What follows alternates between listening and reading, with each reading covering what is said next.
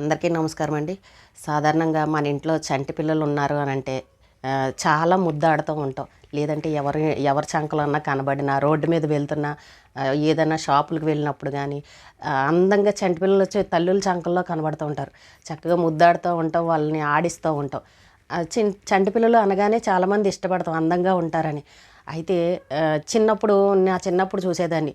ఒక ఆవిడ ఉండేదబ్బా మా ఇంటి పక్కన. చంటి పిల్లలు కనబడ్డారంటే బుగ్గల్ని గట్టిగా గిల్లేసి ఏడిపించేసేది. తొడల మీద గిల్లడం, పిర్రల మీద గిల్లడం, మొత్తానికి ఆ పిల్లని ఏడిపించేసేస్తుంది అనమాట. ఆడపిల్లని మగపిల్లని ఏడిపించి ఆడి కళ్ళల్లో నీళ్ళు వచ్చి ఏడ్చిన తర్వాత నా అమ్మ లేదే, నా చిట్టు లేదు, నా తండ్రి లేదు, నా బంగారు తండ్రి లేదని మళ్ళీ దగ్గర తీసుకొని ఊరుకోబెట్టేది. ఎందుకు అలా చేస్తుందనంటే అలా ఏడిస్తే కానీ ఆవిడకి ముద్దు తీయరదంట. ఏంటో అదో సైకోలాగా ప్రవర్తిస్తూ ఉంటారనమాట. పిల్లల్ని ఏడిపించేదాకా వాళ్ళ కడుపు చల్లబడదు.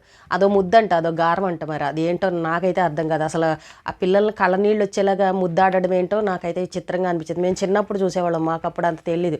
అలా చేసేవారు కొంతమంది. అయితే ఇప్పుడు ఎప్పుడైనా సరే ఈవేళ చిన్నపిల్లల విషయంలో కొన్ని జాగ్రత్తలు అయితే ఖచ్చితంగా తల్లులు తీసుకోవాల్సిందే. ఎందుకంటే తల్లిదండ్రులు చూసినంత ప్రేమగా ఎవ్వరూ చూడరు ఈ కాలంలో ముఖ్యంగా. ఎందుకంటే ఈ బయట ఘోరాలు చాలా జరుగుతున్నాయి. మనం చంటి పిల్లలే కదా, ఎత్తుకున్న ఆడిస్తారులే అని అశ్రద్ధగా ఉంటాం. ముఖ్యంగా మనకి ఇళ్లలో పనులు ఉంటాయి ఏవో ఒకటి. ఒక 5 నిమిషాలు స్నానం చేసి వద్దామనే లోపే వీళ్ళు గోల చేసేస్తూ ఉంటారు. అలాంటప్పుడు కూడా చాలామంది తల్లులు ఏం చేస్తారు, పక్కింటి వాళ్ళకి ఇచ్చి కొంచెం ఎత్తుకొని నేను స్నానం చేసి వస్తా, లేదంటే కొంచెం ఎత్తుకొని నేను బట్టలు ఆరేసి వస్తా అని ఇలా పక్కింటి వాళ్ళకి చెప్తూ ఉంటారు ఆడించమని. లేదంటే పక్కింటి వాళ్ళే వచ్చి మన పిల్లలు ముద్దుగా ఉన్నారని ఆడిస్తామని చెప్పేసి వాళ్ళ ఇంట్లోకి తీసుకెళ్ళి పడుకోబెట్టుకొని చక్కగా ఆడిస్తూ ఉంటారు. నిజంగా పాపం వాళ్ళు మంచి వాళ్ళు అవ్వచ్చులే. ఎవరూ కూడా సాధారణంగా చంటి పిల్లల్ని కావాలని అయితే ఎవరూ చేయరు, ఎక్కడో దుర్మార్గులు ఉంటే తప్ప. అలాగే మనం కూడా నమ్మకంగా వాళ్ళకి ఇస్తూ ఉంటాం. అయితే ఈ రోజున ఈ సంఘటన చూసిన తర్వాత నాకు చాలా బాధ అనిపించింది. ఒక చంటి పాప, సంవత్సరం లోపే పాప, పరిగెట్టే పాప కాదు, తిరిగేసి ఆడేసే పాప కాదు. 6 నెలలు 7 నెలలు ఉంటాయి మా పాపకు, మహా అయితే సంవత్సరం లోపే. అలాంటి పాపని బయట గుమ్మంలో ఆడుకుంటుంటే ఆ పక్కింటి వాళ్ళ అమ్మాయి వచ్చి ఆడిచ్చి ముద్దాడి, ఆంటీ నేను తీసుకువెళ్తాను ఆంటీ అని మా ఇంటికి అని చెప్పిందంట. అయితే తల్లి అందంటే ఎందుకు, ఆడుకుంటుంది కదా, నీకు పని ఉంటుంది కదా, నీ పని చేసుకో, ఆడుకుంటుంది కదా, బాగానే ఉంది కదా అని అంటే, లేదా అంటే నేను ఈవేళ ఖాళీగానే ఉన్నాను, కొంచెం టైం ఉంది, నేను ఆడించుకుంటానని చెప్పేసి ఎత్తుకొని తీసుకువెళ్ళిందంట. తీసుకువెళ్ళిన 10 నిమిషాలకే మొత్తం ఒళ్ళంతా కాలిపోయి, తల కాలిపోయి, పొట్ట బాగానే ఉందంట, కాళ్ళు చేతులు మొత్తం గంజి పడిపోయినట్టు కాలిపోయి ఏడ్చుకుంటూ తీసుకొచ్చిందంట. తీసుకొచ్చేసరికి ఇంకా వీళ్ళు తల్లిదండ్రులు గబగబా కంగారు పడిపోయి హాస్పిటల్కి తీసుకువెళ్ళారు. హాస్పిటల్కి తీసుకువెళ్ళగానే కర్నూలులో జరిగింది. హాస్పిటల్ తీసుకొని డాక్టర్లు అన్నారు మీరు అర్జెంటుగా బెంగళూరు తీసుకువెళ్ళిపోండి అని అంటే, వాళ్ళ దగ్గర పాపం డబ్బులు లేని పేదవాళ్ళు, వాళ్ళు పరిస్థితి వాళ్ళకి అంత బెంగళూరు వెళ్ళే పరిస్థితి లేక అదే డాక్టర్లు ఇంకో హాస్పిటల్ మార్చి మాకు ఎలా అయినా మా పాపను బతికించండి అంటే వాళ్ళు ఏదో ట్రీట్మెంట్ చేసి లోకేష్ గారికి రిక్వెస్ట్ పెట్టుకున్నారు వాళ్ళు, మా మీడియా వాళ్ళకి కూడా, మా పాపను బతికించండి అని. అసలు విషయానికి వస్తే ఏంటి అని అంటే, ఆ పక్కింటి వాళ్ళని అడుగుతుంటే ఏం చెప్తున్నారంటే, ఆ పాప వెళ్ళి గంజి పోసేసుకుందని ఒకసారి చెప్పారంట. ఇంకోసారి ఆ అమ్మాయి వాళ్ళ నాన్న వచ్చి చెప్తున్నాడంటే, పొయ్యి మీద అన్నం ఉడుకుతుంది, అందులోకి వెళ్ళి మీ పాప వెళ్ళి చేయి పెట్టిందని చెప్తున్నారంట. అసలు అంత చిన్న పాప అంత పొయ్యి దగ్గరికి ఎలా వెళ్తుంది చెప్పండి. పొయ్యిలు చూస్తే ఈవేళ పైన ఉన్నాయి, అందరికీ ఇంట్లో గట్లు ఉన్నాయి. పోనీ ఒకవేళ కింద ఉన్న అంత గంజి నెత్తి మీద ఎలా పోసుకుంటుంది. పోనీ ఒకవేళ ఆ అమ్మాయి పాక్కుంటూ వెళ్ళినా ఆ గంజిలో చేయి పెట్టినా కూడా చేతులు కాలుతాయి, కానీ కాళ్ళు కాలిపోయే, తల కాలిపోయింది, మొహం కాలింది, ఈ పొట్టంతా బాగానే ఉందని చెప్తున్నారు. అసలు ఈ 4 వేళ్ళు, చేతికి ఉన్న 4 వేళ్ళు కూడా డాక్టర్లు తీసేయాలని చెప్పారంట. అమ్మాయికి పరిస్థితి ఒళ్ళంతా బొబ్బలు వచ్చేసి కాలిపోయి చాలా సీరియస్గా ఉంది. డాక్టర్లు చెప్పడం ఏంటంటే, ఇది గంజి కాదు పడింది, వేడి నీళ్ళు కానీ వేడి నూనె కానీ పడి ఉండాలి. వాళ్ళు ఏం చేశారంటే, కాలగానే ఆ అమ్మాయి ఏడు చేస్తుంటే నోరు నొక్కేసి శుభ్రంగా నీళ్ళు పోసి కడిగేశారు.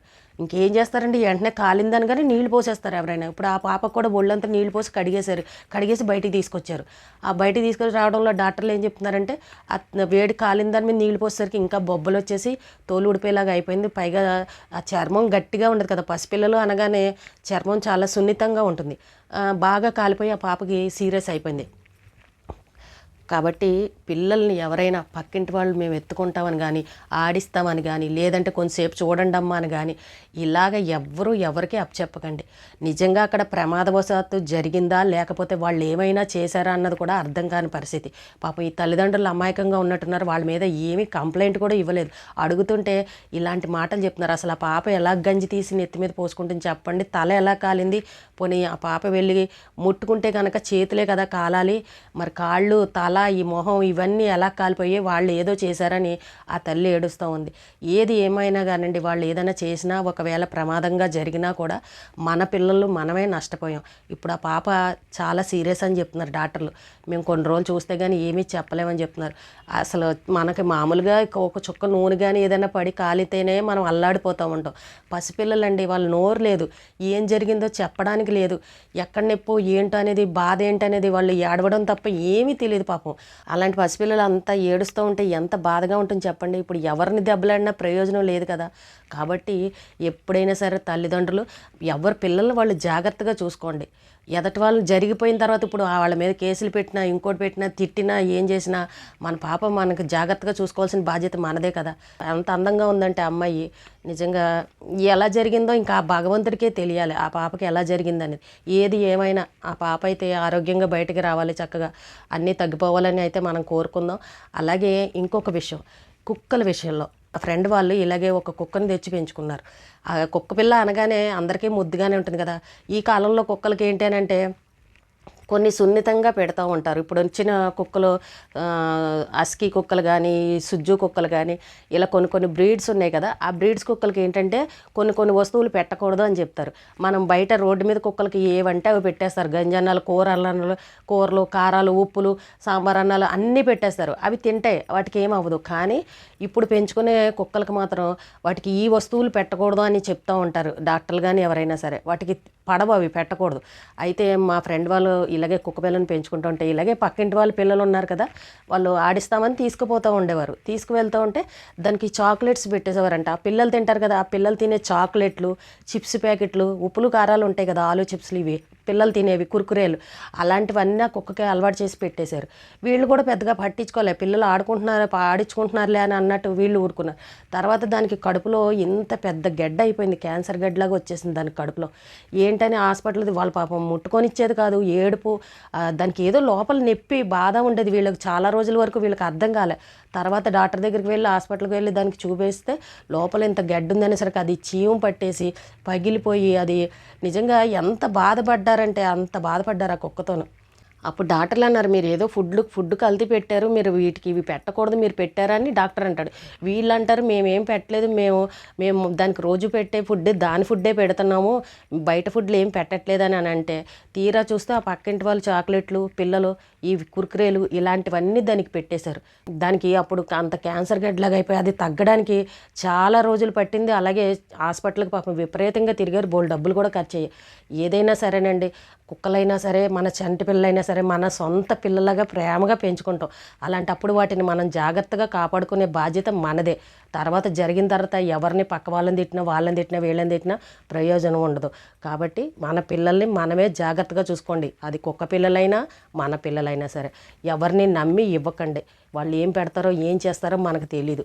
కొంతమంది క్రూరంగా కూడా ఉంటారు కుక్కల విషయంలో. అది ఏదైనా అరిచినా చేసినా ఒకవేళ పెద్దవాళ్ళ మీద కోపంతో ఆ కుక్కని ఏమన్నా చేయడానికి కూడా చూస్తూ ఉంటారు. నిజంగా ఎవరైనా కుక్కలను పెంచుకునే వాళ్ళు కూడా కొన్ని జాగ్రత్తలు అయితే చూసుకోండి. మీకు నమ్మి ఎవరికి ఇవ్వకండి.